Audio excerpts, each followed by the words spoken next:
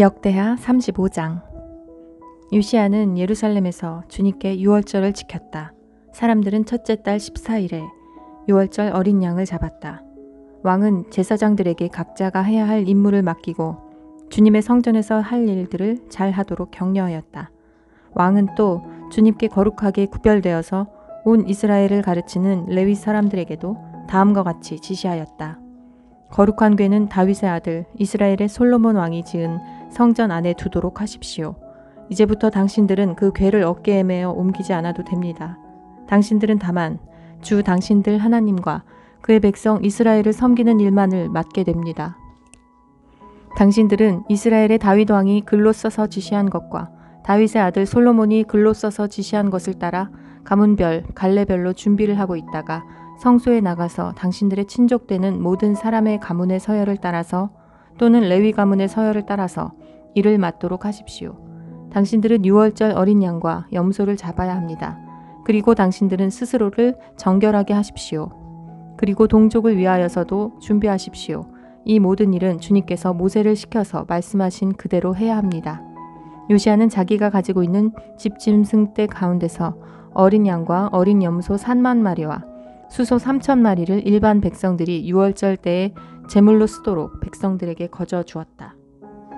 왕의 신하들도 기꺼이 일반 백성과 제사장들과 레위 사람들에게 돌아갈 제물을 자원하여 내놓았다. 하나님의 성전의 최고 책임자인 힐기야와 스가랴와 여히엘은 제사장들이 유월절 기간에 제물로 쓰도록 어린 양과 어린 염소 2,600마리와 수소 300마리를 내놓았다. 레위 사람의 지도자들 곧 고나냐와 그의 동기들 스마야와 느다넬과 하사베아와 여히엘과 요사밧은 레위 사람들이 유월절 제물로 쓰라고 어린 양과 어린 염소를 합하여 5,000마리와 소 500마리를 내놓았다. 유월절을 지킬 제사 준비가 이렇게 다 되었을 때에 제사장들과 레위 사람들은 왕이 명령한 대로 각각 제자리에 섰다. 희생 제물인 양과 염소를 잡은 뒤에 레위 사람들은 잡은 짐승의 가죽을 벗기고 제사장들은 손으로 피를 받아 제단에 뿌렸다.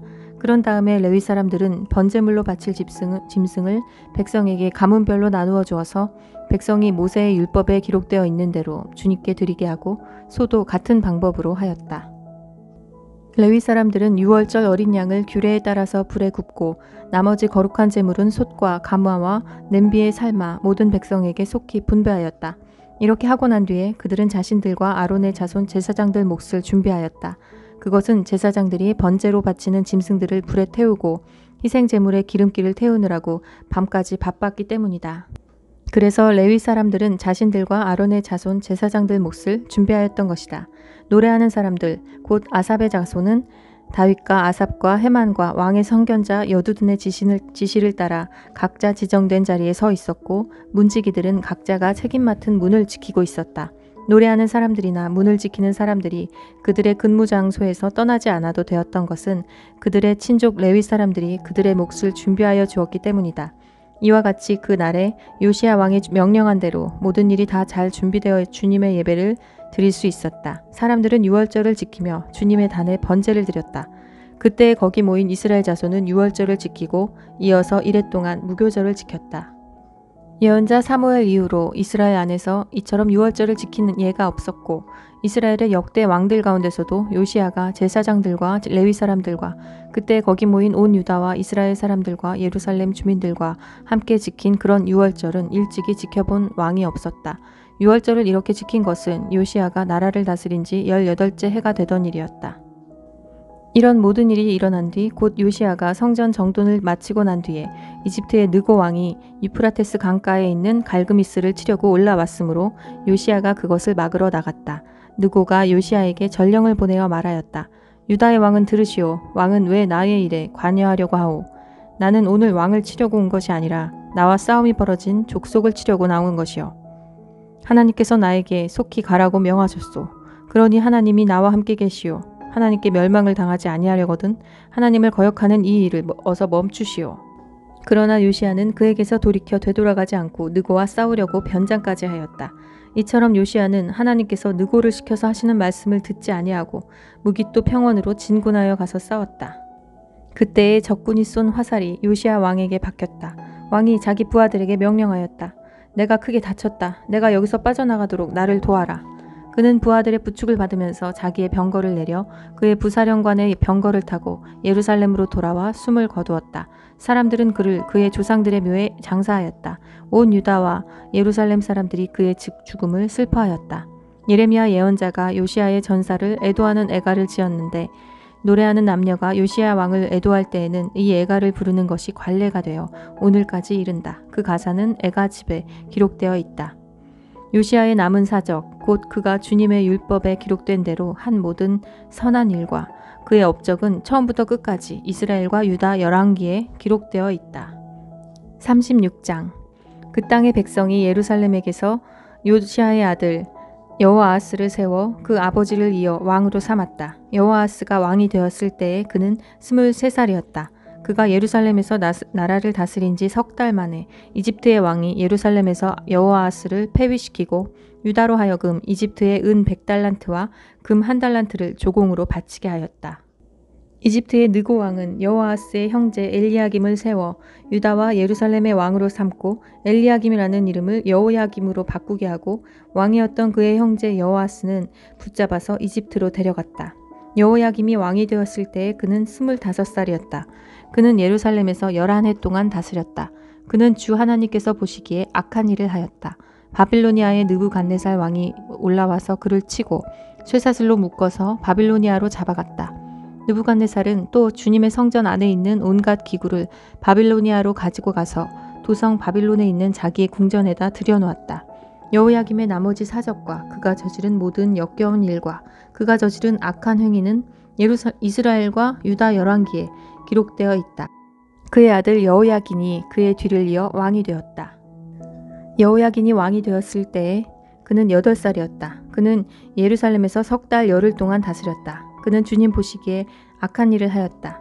그해 봄에 느부갓네살 왕이 사람을 시켜서 여호야긴을 바빌로니아로 잡아가고 주님의 성전에 있는 값비싼 온갖 기구도 함께 가져갔으며 여호야긴의 삼촌 시드기야를 세워서 유다와 예루살렘의 왕으로 삼았다. 시드기야가 왕이 되었을 때에 그는 21살이었다. 그는 예루살렘에서 11해 동안 다스렸다. 그는 주 하나님이 보시기에 악한 일을 하였다. 그는 주님의 입에서 나오는 말씀을 선포하는 예레미야 예언자 앞에서 겸손하게 말씀을 받아들이지 않았다. 느부갓네살은 강제로 시드기야가 하나님의 이름으로 충성을 맹세하도록 하였다. 시드기야는 억지로 충성을 맹세하였지만 마침내 느부갓네살 왕에게 반항하기까지 하였다. 다른 한편으로 시드기야는 고집을 부리며 조금도 뉘우치지 않고 주 이스라엘의 하나님께로 돌아오지 않았다.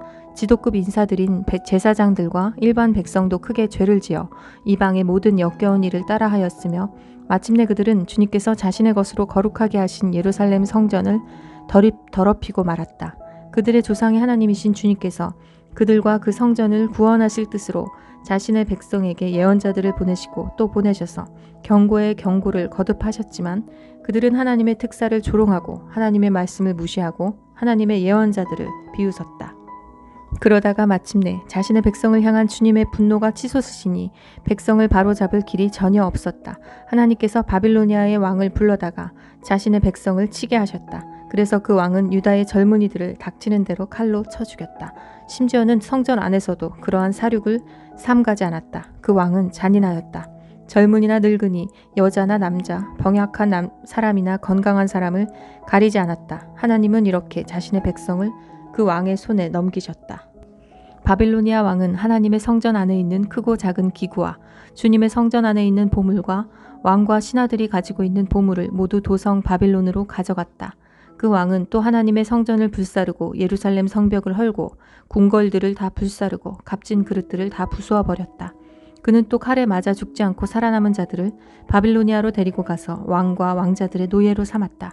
그들은 페르시아 제국이 일어서기까지 거기서 노예 생활을 하였다.